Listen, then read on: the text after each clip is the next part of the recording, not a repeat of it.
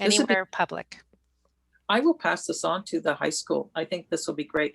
Anyway, so I'll let you get started.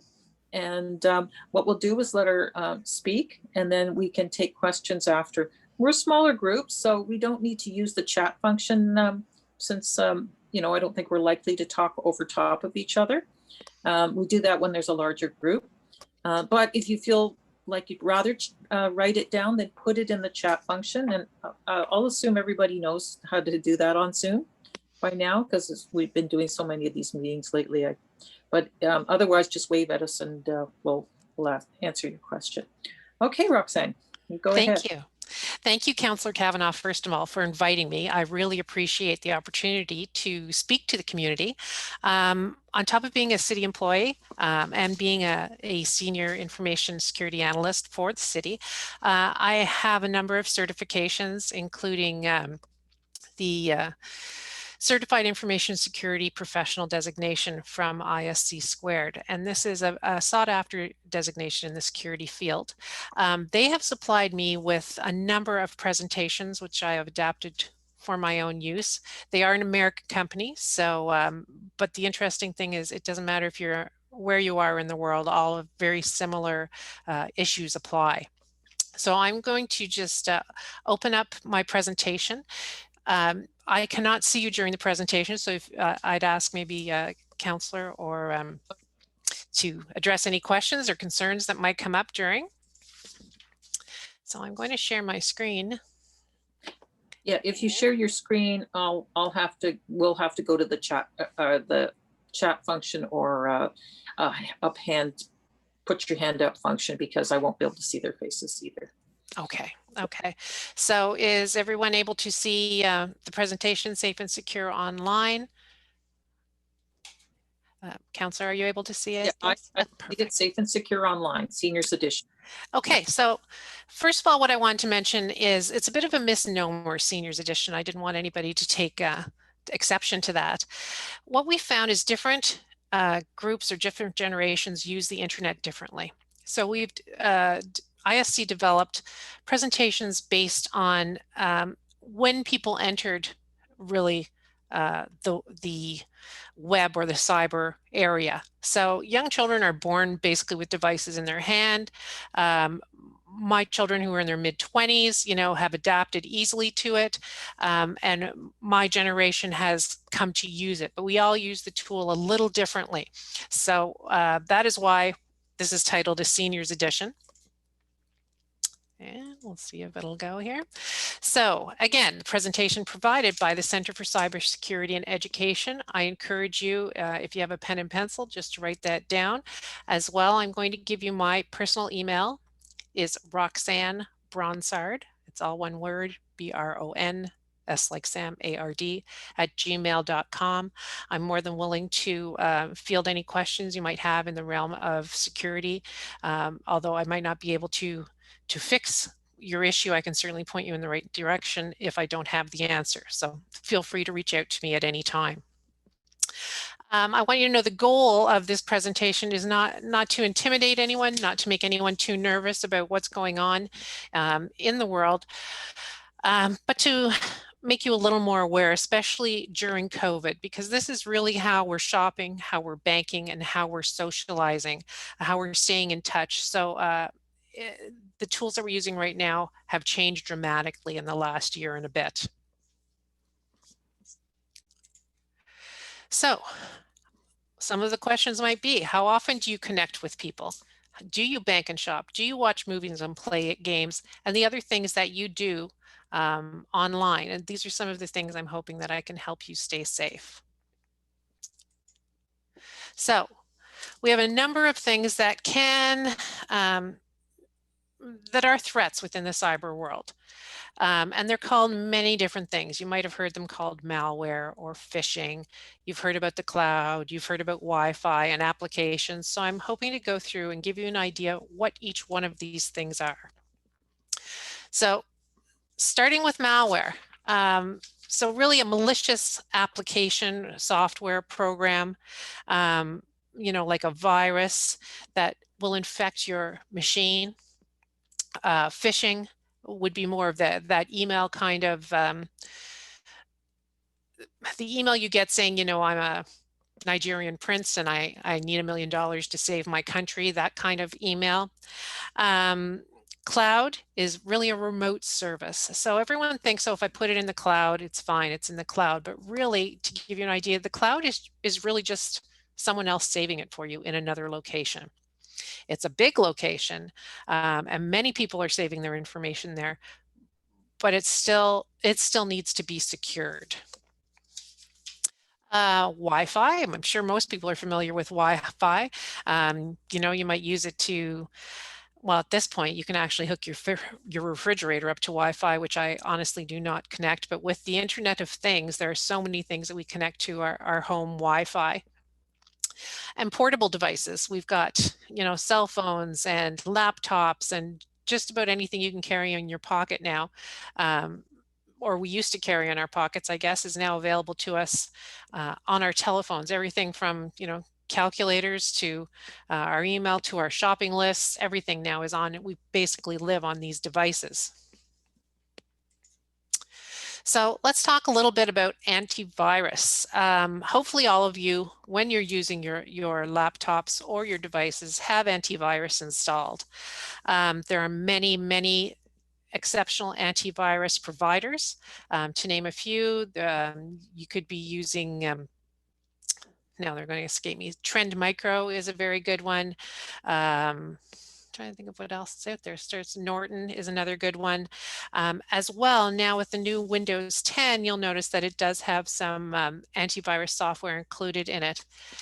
I'm going to ask you definitely use these, and it's always been my suggestion that the best time to purchase this type of virus protection is right before school starts.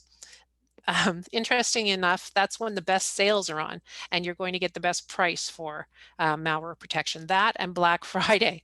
So if you're looking at purchasing, definitely those are the best times. My other caution is if you get an email or a link as you're going through the internet and it says, oh, it looks like your machine is has got some malware on it, please do not click the link. That would definitely be a phishing link trying to pull you into another website that could be malicious. So definitely use malware protection that you intentionally put on your machine. The other thing I'd like to mention is updating it. Please let it update. I'm going to give you just a quick story. My brother was visiting my father in Florida, and he calls me and he goes, "Did you put malware protection on Dad's laptop?" I said, "Yeah." He goes, "Well, you need to talk to him because every time it starts running, he stops it, closes the machine down because he doesn't know what it's doing and he doesn't like it." So just a little reminder, please let it update, please let it run, don't stop it. So I had to give him a call and say, by the way, Dad, this is a good thing, please let it keep running. So just a little tip. Security updates as well, your operating system, your internet browser like Google or the new Edge, software you might be running, maybe Word or PowerPoint. Those all run security updates. So you want to be sure that you allow them to run. Maybe you want to try and set them to run at night. You just leave your laptop open and running and it will update.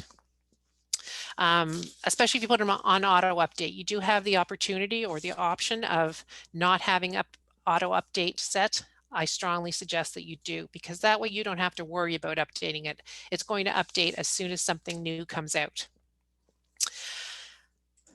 Let's look at safe passwords. So I was just writing an article today actually for the city on passwords.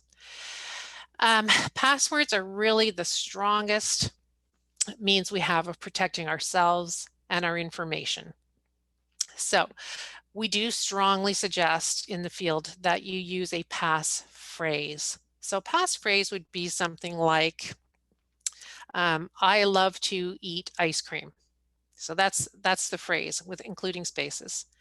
And then I would go in and take that I like to eat ice cream and replace every I with the number 1 and every E with the number 3 and put exclamation marks through it so that it changes up. So it's not something that someone could think of easily. And it's not easily run through a computer program that can start to identify characters. We suggest at least an 8-character minimum. I would strongly suggest going up to 10 or 12 and not going 1, 2, 3, 4, 5, 6, 7, 8, or, you know, the word password. I know in the day what we used to do was say April 2021, and in March we would change it to March 2021, and then in the, you know, go like that. Please don't do that. Try to choose something difficult. No commonly used words, or don't use your anniversary, your birth date, your dog's name, anything that could be easily identified.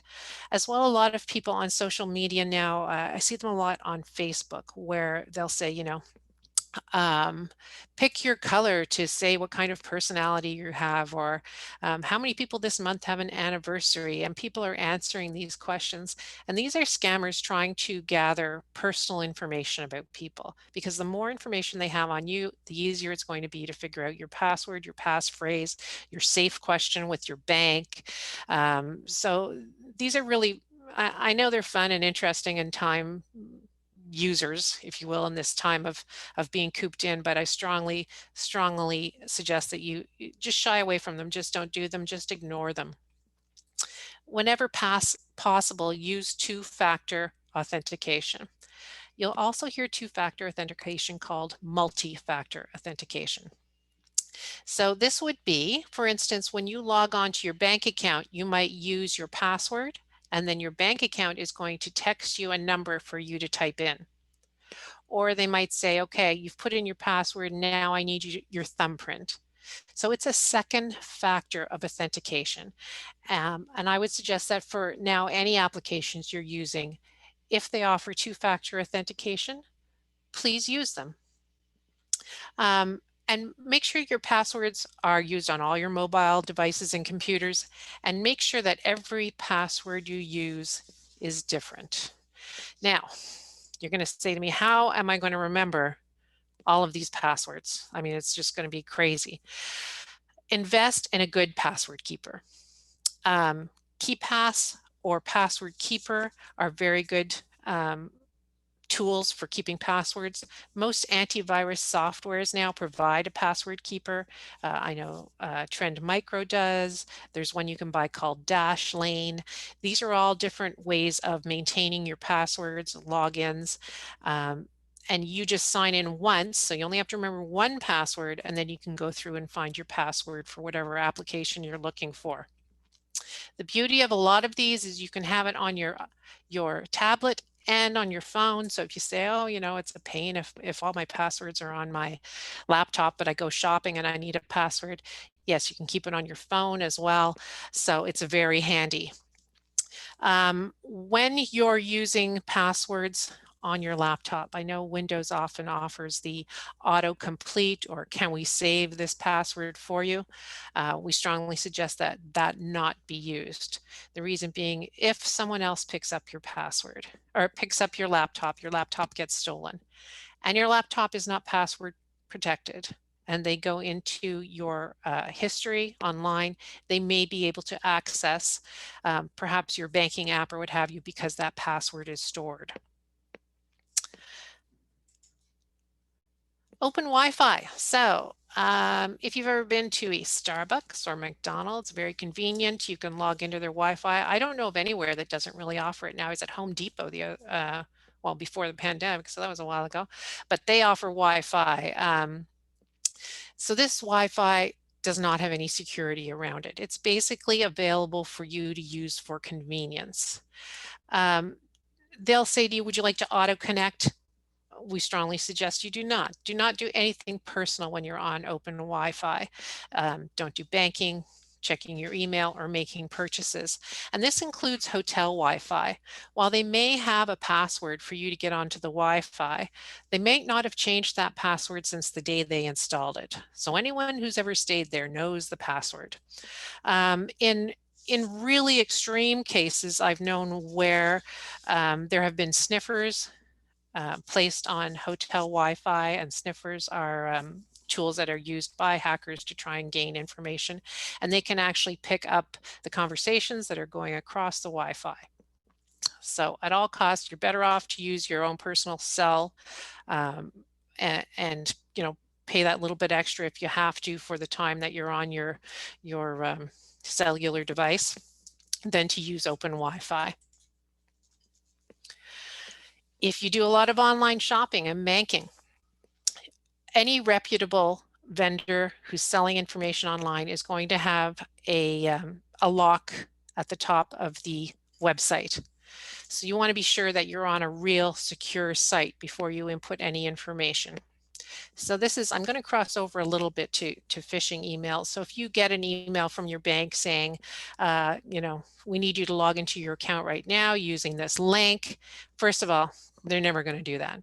But second of all, if you went to that link, you would see right away that the title of the link would be different than your bank. It might be very innocuous. It might be 2 letters that are reversed. Otherwise, it might look very real. What I would suggest you do is open a separate browser.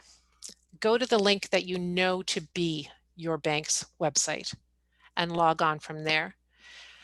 Never go through the link that you're provided in an email.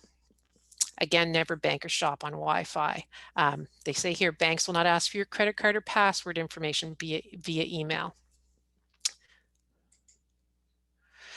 So now we're going to get into scams. Scams, definitely, they have a fake emergency, a sense of urgency, big promises, the too good to be true. You've won, you know, a beautiful boat, and all you have to do is put a down payment. Anything that can be that is legitimate, that can be faked, is being faked. Now, we're seeing this a lot with COVID and as a result of tax time. I know everyone in my family got the text message from Rogers this week saying that they had overpaid their Rogers bill and to click this link in order to get the payment back. Now, fortunately, everyone knew that I'm the only one that pays the Rogers bill, so they immediately came running to me because I guess they were afraid if they took the money that they'd get in trouble. But more importantly, it was that they knew that this could not be real. So yeah, definitely you would want to call from a separate number that you've looked up and say, I received this email or this text message if you think there's a chance that it's true. I got an email the other day saying that my package had been delayed and to click this link. And so I have a secure desktop that I test links on. And when I went to the link, of course, they were willing to come back and deliver the package for me for a nominal fee of $5 if I went ahead and paid for it. Of course, if you know who you're ordering from, you know they're not going to charge you again to deliver your order. So a lot of it is just logic. You have to stop yourself and think, does this seem a little ridiculous? And sometimes when you're in the heat of the moment, it can be overwhelming. So you can get a lot of these cold calling scams. You know, your computer has a virus and I'm calling to help. Well, how did you know my computer has a virus? I used to love to play with this one and say, oh, yes, absolutely. And they'd say, well, you know, your iPad isn't working. Well, I don't have an iPad. How do you know I have an iPad? Definitely question. And these types of calls, no one knows what you're using in your household. Don't even give them the time. This kind of goes along with, I don't know if any of you ever had that scam where they would call you and say that your son or daughter was in trouble and they needed, you know, they'd been in an accident or they were in jail and they needed money immediately. It's that same type of scam where they're trying to really get you worked up and not thinking straight. So definitely take a step back and consider whether or not this is realistic.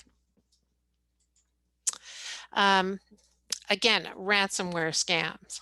Now, you're going to get you could get an email saying, you know, your personal files are encrypted, and in order to obtain the private key, you have to pay $300. If your machine locks up and you have ransomware, shut the machine down and take it to a professional. Do not reply. Do not engage. Do not try to circumvent. The best way to not end up with ransomware is antivirus and firewall, which is built into Windows 10. Make sure those are enabled. The other problem we have seen in the past, large organizations pay ransomware. The problem with this is you could pay it and 2 minutes later they could lock your account again. So, you know, I don't know if there's a lot of integrity amongst thieves. It might depend on who you're dealing with, but you want to be very careful. Another one, the advanced fee scam. I mentioned this one earlier. You know, I'm a prince and my father left me 40 million, but I need to bribe the government, blah, blah, blah. I actually have a real life case of this happening a couple of weeks ago to a girl my daughter worked with. A gentleman reached out to her and said, I'd like you to take care of my house while I'm out of the country. I'm going to pay you $30,000 a year. You know, and there was a contract involved and the whole thing. And about a week later, he called her and said, I need to accept some furniture. I'm going to send you some money. And he sent her a transfer of about $2,000. So she went ahead and forwarded the money to the link that he had given her, and then his transfer fell through. So this was a perfect example of an advanced fee scam where someone tries to get you to pay for something in advance, and then you never hear from them again. Now, in her case, unfortunately, she did report it to the police, but you know, the trail's just running dry. So I really felt for her because she was a young person, early 20s, who really thought that, you know, this was going to be fruitful. So you have to be very, very careful. Here's the one I mentioned, the traveler scam. You know, my wallet's been stolen and I don't have any money to pay the hotel right now. This one often, I've noticed this often happens to grandparents, especially older grandparents, you know, and they mimic a grandchild. They get the name of your grandchild. Hi, grandma, it's Roxanne and I'm stuck and I have no gas and no gas money. Can you forward me some cash? And it pulls on the heartstrings of that person. So definitely verify, you know, say, you know what, I'm going to call you right back. I'm going to call your mom. I'm going to call your cousin. I'm going to, you know, let me find another way to support you. So here we have a plan of action if something happens where you think you are being scammed. So stop and think, relax, take a deep breath. If you believe you have been scammed or your account has been compromised, change your passwords. Make a list of information that was stolen, if there was any. Track communications. Obtain a copy of your credit card report. You may want to get a copy of Equifax, although I realize in the news Equifax was breached as well, but when you have limited resources, you've got to go with what you have.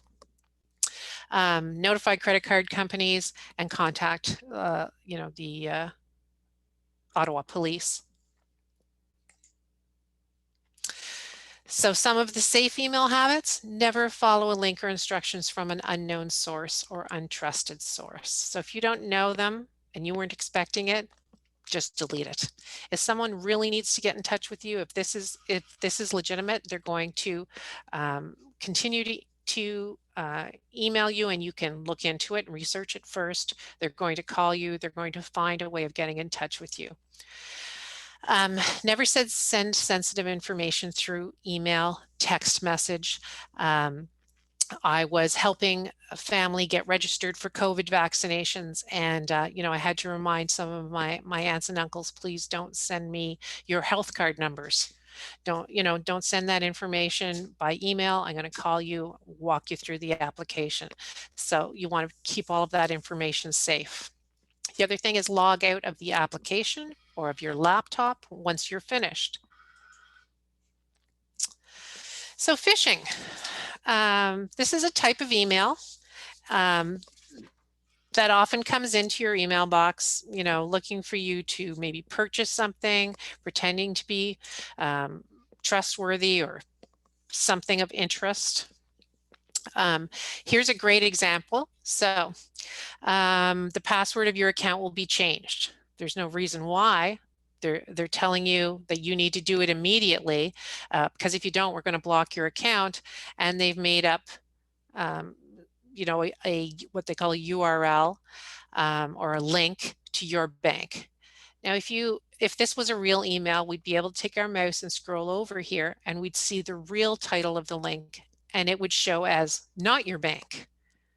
So some of these things just take some investigation. Often too, if you scroll over the title or the name in the email, you'll see that the name is not similar to what is being displayed. Those are all very good indicators of a phishing email. So sense of urgency, links in the email, things just don't quite look right, just delete the email. So definitely you want to question what you see. So you can see here, when you're surfing the web, bad guys use pop-ups saying, these are terrible things and remove all. Again, your real antivirus is not going to have a link telling you where to go or how to remove things. Trust your antivirus. Do not trust pop-ups. Close the pop-up just to get rid of it. If this continues to be an issue, my father was having a similar issue. He kept getting pop-ups on his machine. He brought it over. I was able to go through and find a program that was creating pop-ups on his machine, remove it, clean the machine, and move on. I'm just thinking of service places that do that. Best Buy, I know their Geek Squad offers that service. I'm trying to think of who else might offer. There are some smaller groups around that offer that service. Certainly, if you run into that issue and you want to send me an email, I can find someone who can help you out.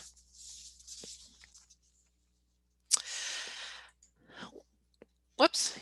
I'm just going to continue here. So the other thing that I like to mention is backing up your data. Now, a lot of people back up their data to the cloud, which is fine. I'm of two minds with the cloud, quite honestly. I'm not always sure that the cloud is as secure as just for personal use as we want it to be, because we're not in any kind of agreement with them. We've paid our $5 for 10 gigs of space and we're just putting stuff there, but there's no service level agreement. We haven't ensured that their security is good. We've not confirmed any way of getting our information back if something goes wrong.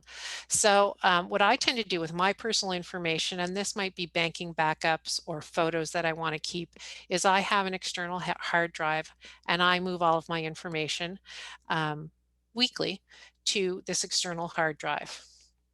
What I do caution you with, though, is once you're done, make sure you disconnect it. The reason being is if your laptop does get infected with something and your hard drive is connected to your laptop, there's a 99% chance that that external hard drive is also going to be affected. But if it's not connected, you have no worry. And I apologize if you're hearing some extraneous noise. I am having eavesdropping put up on my house today. This is just one of the issues of working from home, so I apologize. Downloads and streaming. So we all like to watch movies or play games. My biggest suggestion is to use reputable sites. So use your Amazon Prime or Netflix, Disney Channel, those types of places. Anything that is offering you free downloads, you don't know if they're pirated or what could actually be included in what you're downloading. So you want to be assured of the integrity of what you're using.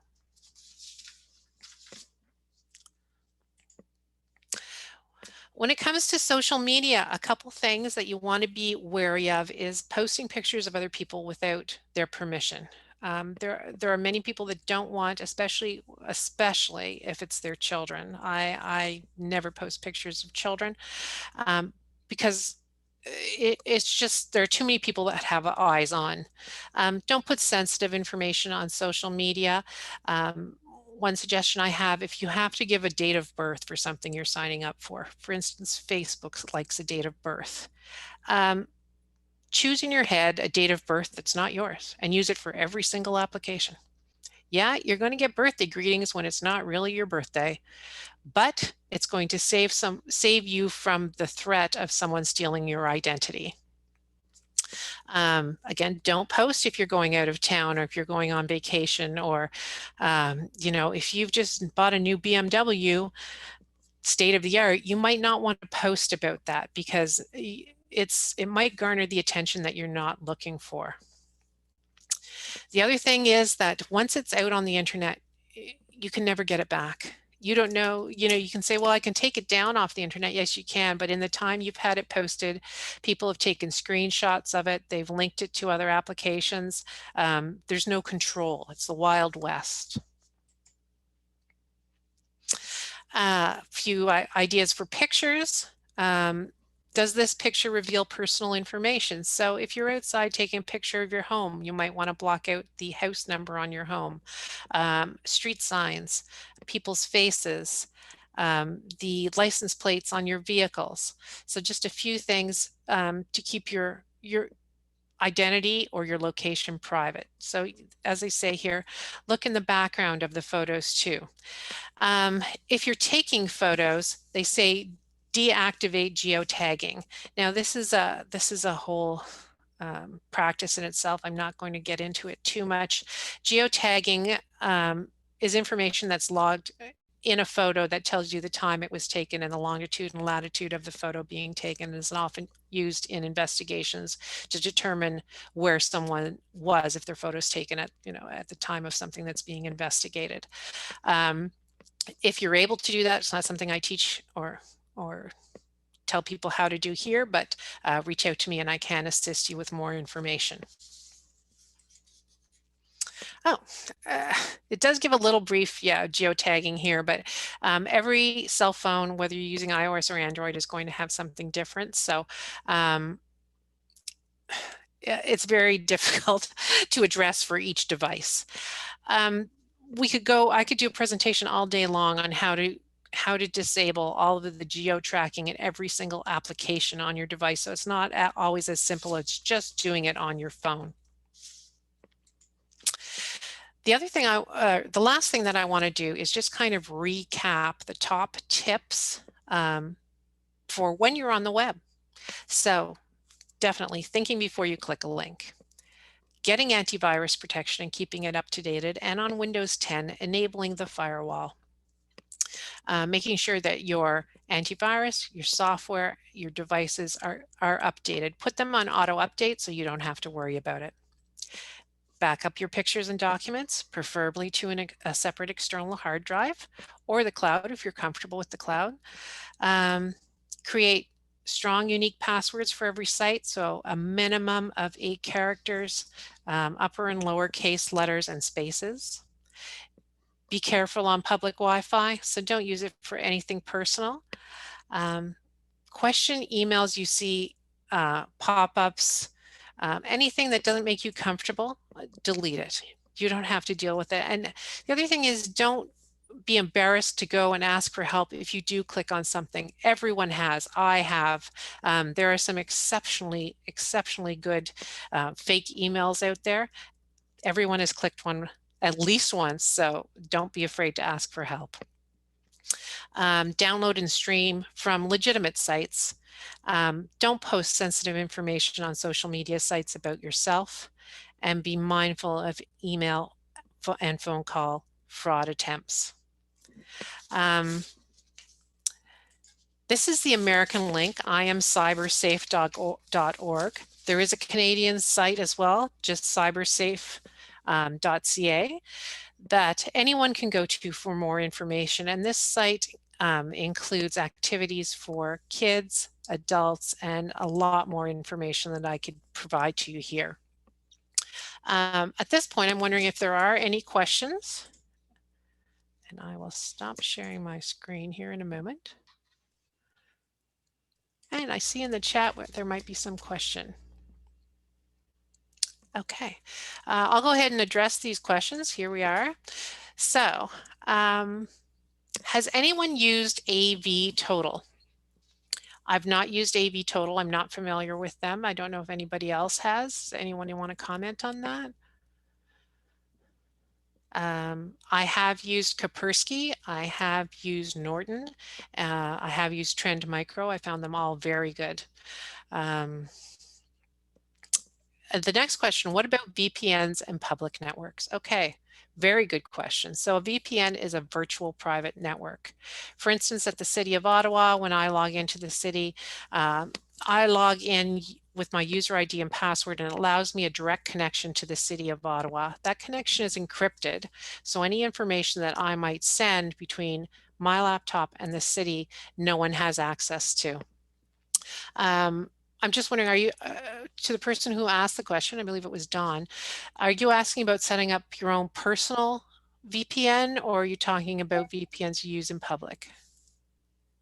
Just talking about using VPNs in public. I'm a very good user, so I have my VPN that whenever I'm out on my phone or with my computer when I'm anywhere, and I'm logged into a private network, I switch on my VPN to protect my information and access to my phone or computer. Fabulous. No, that's fabulous. That the concept of setting up your own VPN tends to be an advanced technique.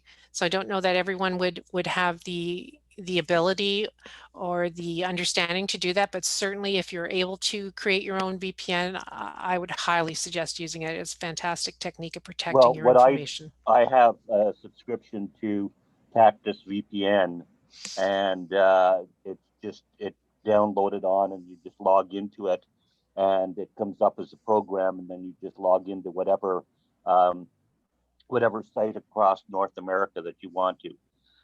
The other benefit to it is also that when you log into an American site, sometimes there's videos or things that they say you're not in the right country, and that bypasses it. So you get to see some of the videos from the U.S.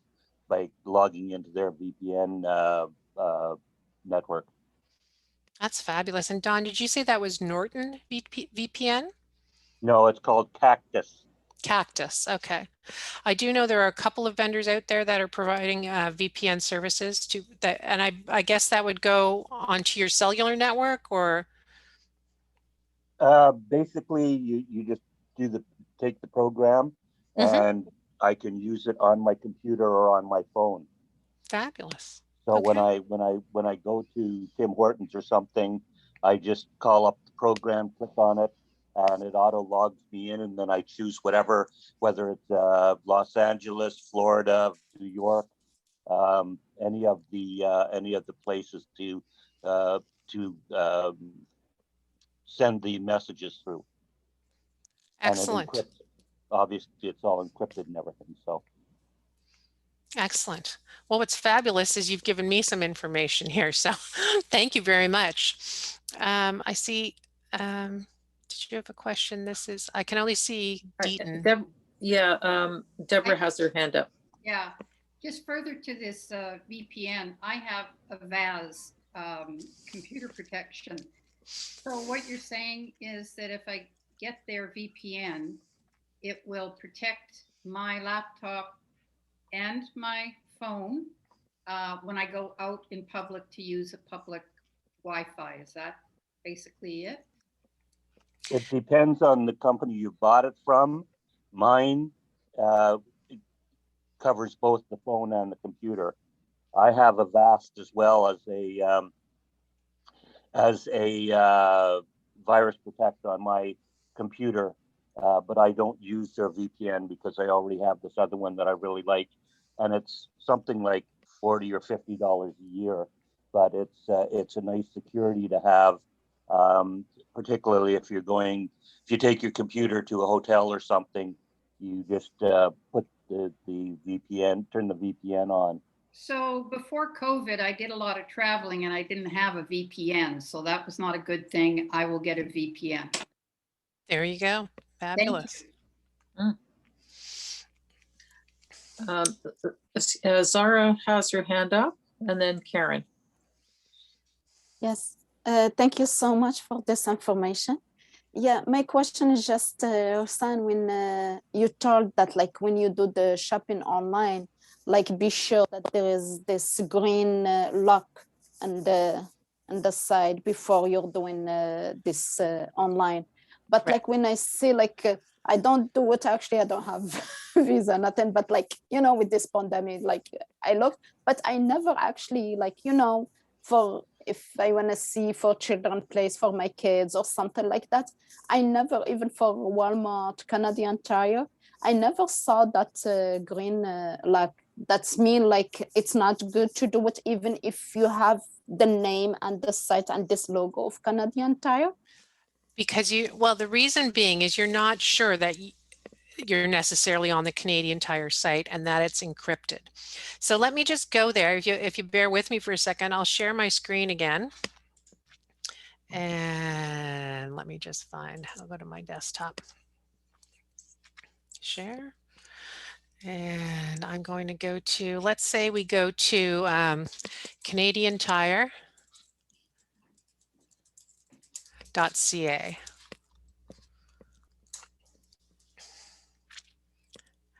Okay, and let me, I'm just going to buy this, pretend I'm buying it. This basketball net might or might not make my family happy. Okay, add to cart. So I'm going to continue to my cart. So you see when I continue to the cart, you see right here, there's a lock right here. So I don't know if it's just me who doesn't see Let the. me see if I can make it It's bigger. not showing. It's not making this part bigger though. If we look right here at the top line, right next to CanadianTire.ca, there is a lock, an image of a lock. And if I click on it, it says connection is secure. So I can see. We're not seeing it. All we Oh, see I is the apologize. corner. You're not Not seeing seeing my it, no. screen. No, Oh. we're just seeing, well, your Well, desktop, but not. I apologize. One moment. Let me see if I can get this back to where I want it.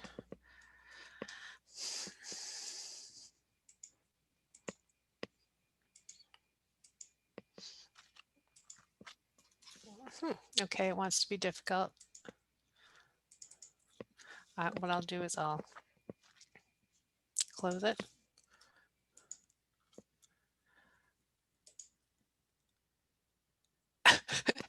Okay, this is my not knowing how to use the tool. I guess I can't get it back to where I'm not sharing my screen.